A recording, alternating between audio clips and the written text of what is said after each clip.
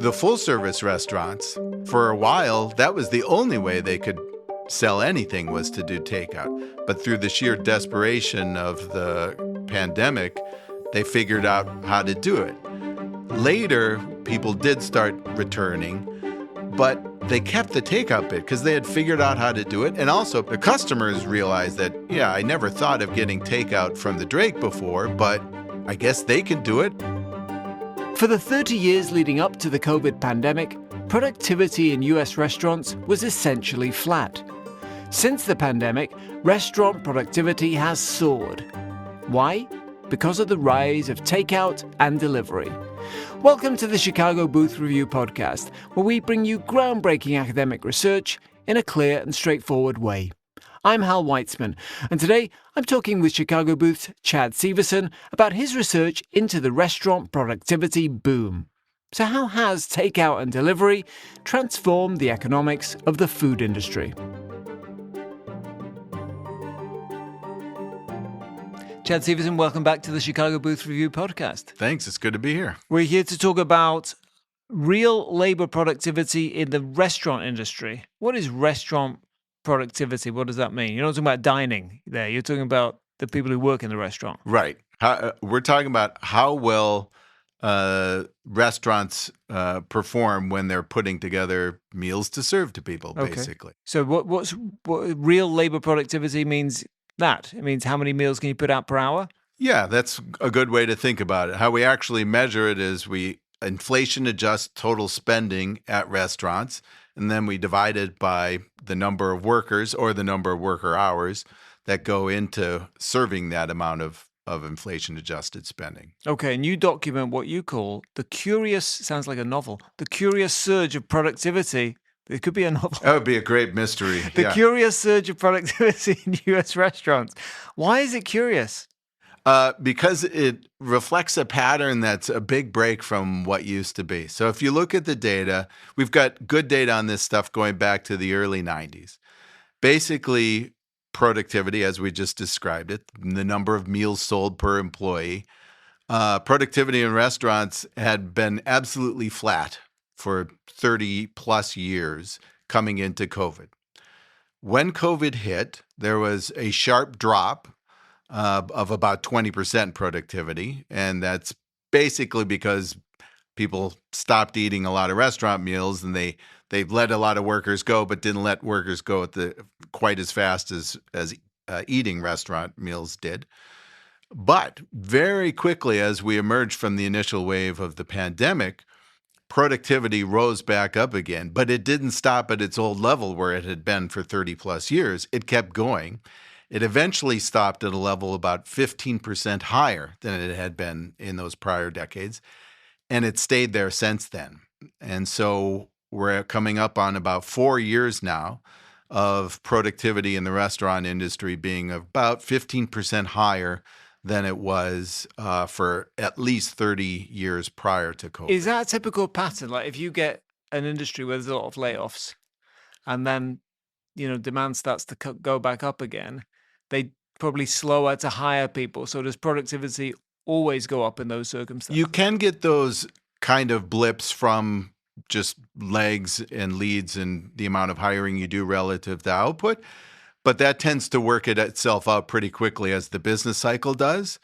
But we're well past the end of the business cycle portion of the pandemic, and productivity has stayed high. Yeah. Okay. What's interesting about this is how you got this result, because you analyzed mobile phone data for 100,000 restaurants.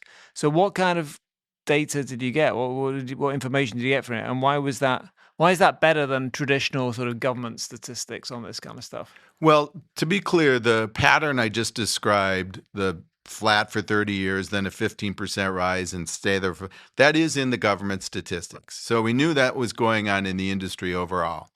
What we couldn't figure out from the government statistics is like, why did productivity go up? And that's where we use this phone tracker microdata that you were mentioning.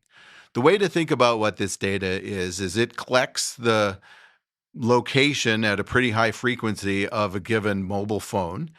It doesn't track a person, so we can't look at Chad and walk around Chicago during the course of the day. It doesn't tell you that. What it does tell you is this phone that I happen to be holding was in this establishment for 45 minutes or an hour and 45 minutes or what have you.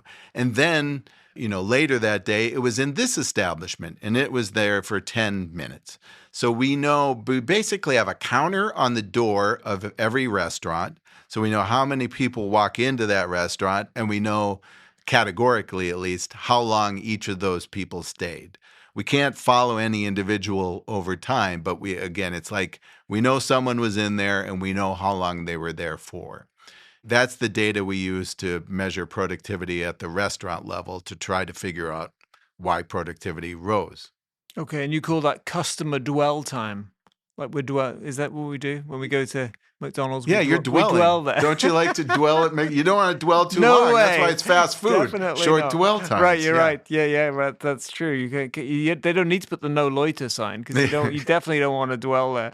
So there's a reduction in or a strong correlation in the reduction in this customer dwell time and the increase in productivity. Okay, so customers spending less time in a restaurant. Why does that mean higher productivity? Yeah, so our finding was the restaurants that saw the biggest increase in productivity had the largest drops in average customer dwell time. In other words, they were moving their customers through the restaurant faster than they were before. And if you can do that, if any given customer is moving through more quickly, you can serve more customers per unit time. You do that, and that's an increase in productivity because essentially, again, what the overall data shows, they're serving 15% more meals per employee than they used to. We're finding in this microdata that seems to be because they're able to get customers in and out with their meals faster than they used to. I see. So the shorter customer dwell time, the higher productivity. Exactly. Okay.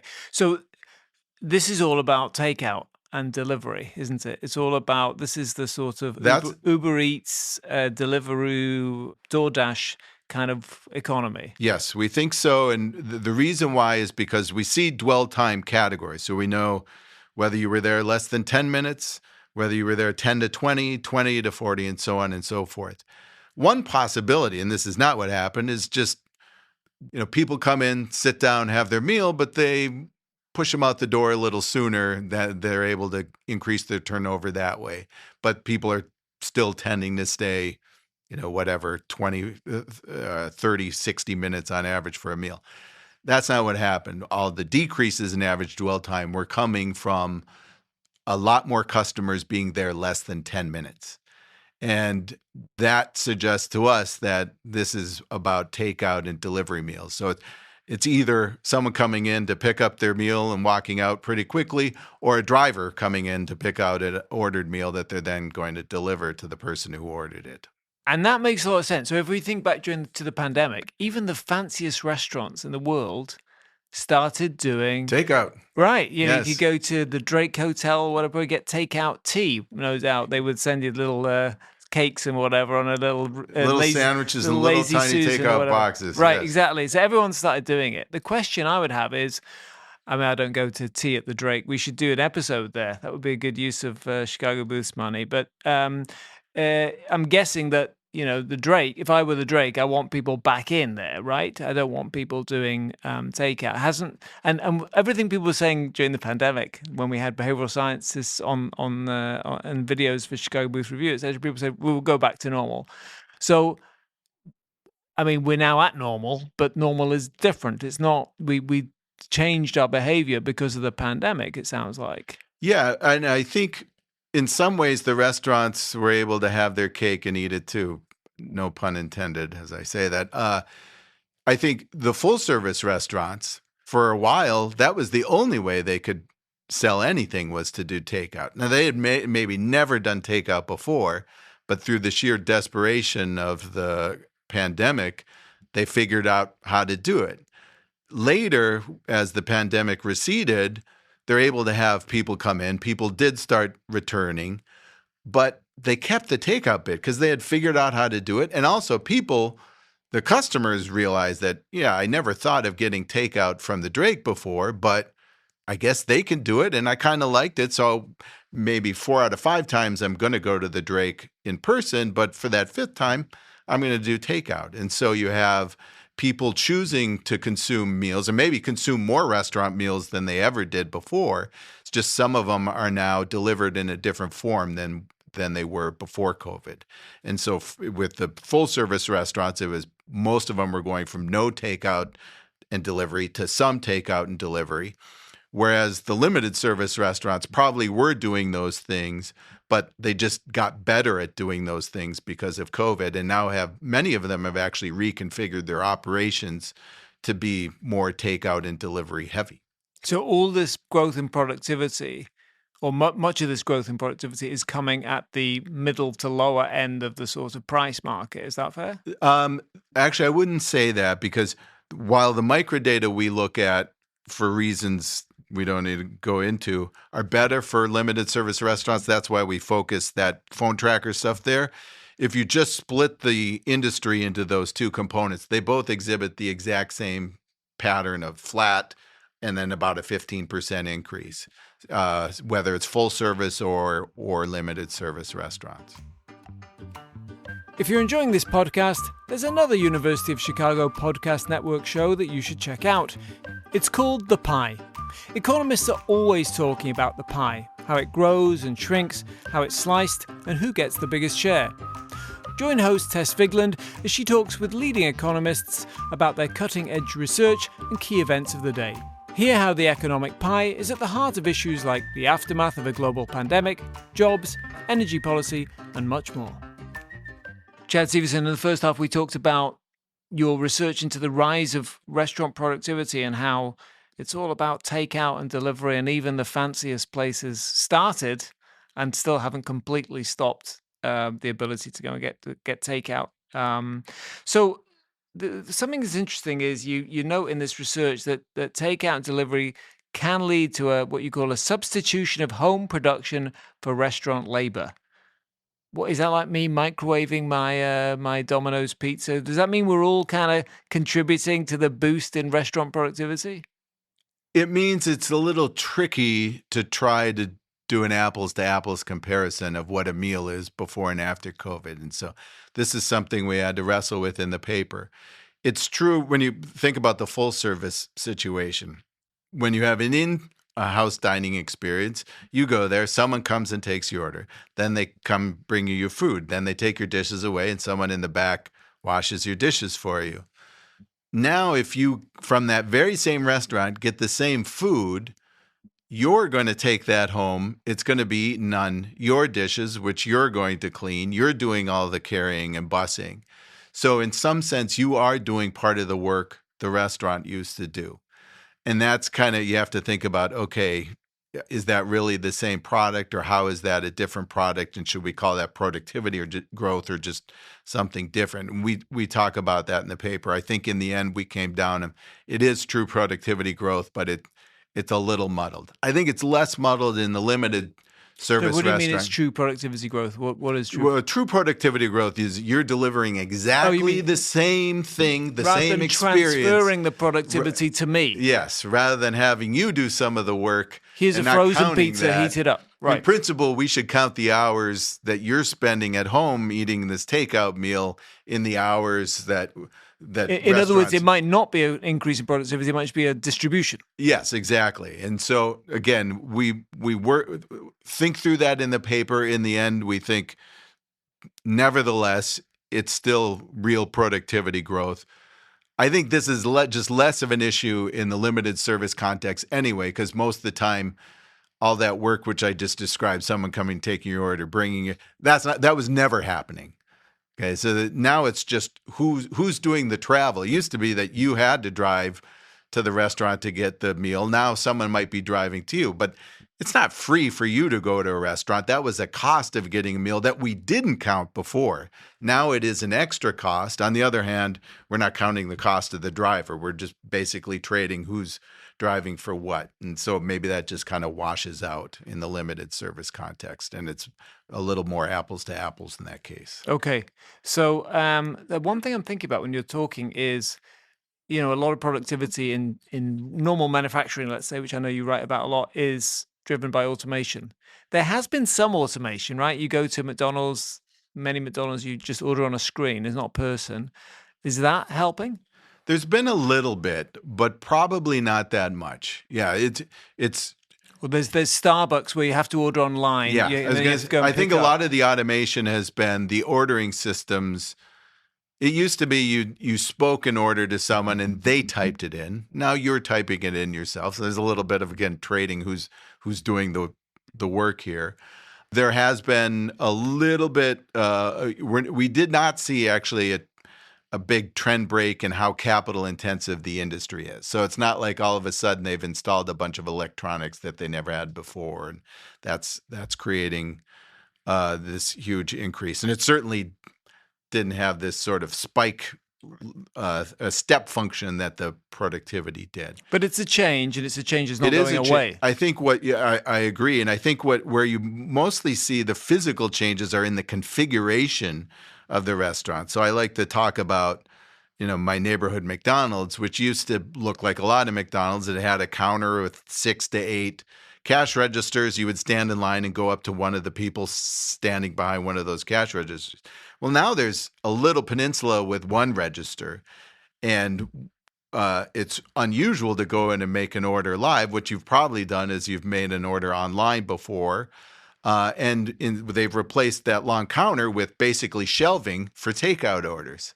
And so they have reconfigured the physical space in a way that's made them more efficient for this increase in takeout and delivery, and less of a come in and order. That's right. I mean, I wonder if you compared it to Home Depot or whatever, somewhere else where it gets a lot of online orders, whether you would find that they've also become a lot more productive. Yeah, that's an interesting question that we speculate a little bit about in the paper. Well, we just speculate it'd be interesting to look at. We don't actually have any leads yet. Okay. So we've talked a lot about, or we've implied this is a lot about fast food restaurants, right? Because you're the quick in, quick out. But do you think it's like generally when you say the restaurant industry, how much of the increase has been at the McDonald's type end, and how much at the Drake type end? It looks like it's happening at both ends. So the microdata analysis, we focus on limited service restaurants because the data is just better in that case. But if you split up the nationwide aggregates that come from government statistics, which do allow you to separate into full service versus limited service restaurants, you see the exact same productivity pattern of no change for 30 years, a quick drop, and then a recovery that goes to a level about 15% higher than its prior level, and it stayed there for the last 5 years. And that's true in both limited service and full service restaurants. Okay. Are there some chains or sectors that have had the bigger boost in productivity? Yeah, so we talk about that a little bit in the paper. There's some variation in how big the productivity growth was across different chains. We take the largest chains in the data and break it out one by one. I think the most interesting pattern there, and this gets back to what we were talking about with takeout and delivery, is the chains that saw the least increase in productivity were the pizza places. And that's because basically that's all they were doing before. They were already doing takeout and delivery before, so they didn't have much change to experience, and therefore the productivity growth that came with it. It was really seems to be focused on the restaurants that had the biggest change in takeout and delivery and the concomitant, drop in dwell time. Okay, so it really could be the Drake that if you're starting from nothing and you're doing a little bit, that can be bigger than Domino's. I think that's exactly right. Okay. You sort of advertised a second ago at the end of this paper, you sort of think about other industries that might have experienced similar productivity bursts. What were you thinking of there? Well, we're thinking about maybe some other retail industries have shifted more from the pure bricks to bricks and clicks, kind of grab and go type operation. So we've started to look into that a little bit. We haven't gotten far enough to announce any findings yet. But are you thinking about the same pattern? In other words, what happened during the pandemic, or you just mean in general? Well, is it the online ordering phenomenon we talked about? Right. In specific, we were speculating about whether changes in the way business was done and maybe the way business had to be done because of the pandemic might have led to some different ways of doing things that have stuck since. And that's kind of the certainly, like, think about clothing. It's the clothing. There's so much clothing that has no physical stores at all nowadays. That's true too. Now that's a measurement issue when you've got, sector delivering something that you used to go get yourself. That goes back to this. Are you just swapping home production for, in-store production? That's even trickier to handle in like clothing than it is in restaurants, but that would be something you'd want to think about when looking at it. Okay. Chad Syverson, this is fascinating. I love talking about food with you. I'd love eating food. We should have a cooking and writing, because it's the curious surge of productivity. Thank you very much for coming. Good. Thanks very much for coming back on the Chicago Booth Review podcast. It's my pleasure. You're welcome. That's it for this episode of the Chicago Booth Review podcast, part of the University of Chicago Podcast Network. For more research, analysis, and insights, visit our website at chicagobooth.edu/review. When you're there, sign up for our weekly newsletter so you never miss the latest in business-focused academic research. This episode was produced by Josh Stunkel. If you enjoyed it, please subscribe and please do leave us a 5-star review. Until next time, I'm Hal Weitzman. Thanks for listening.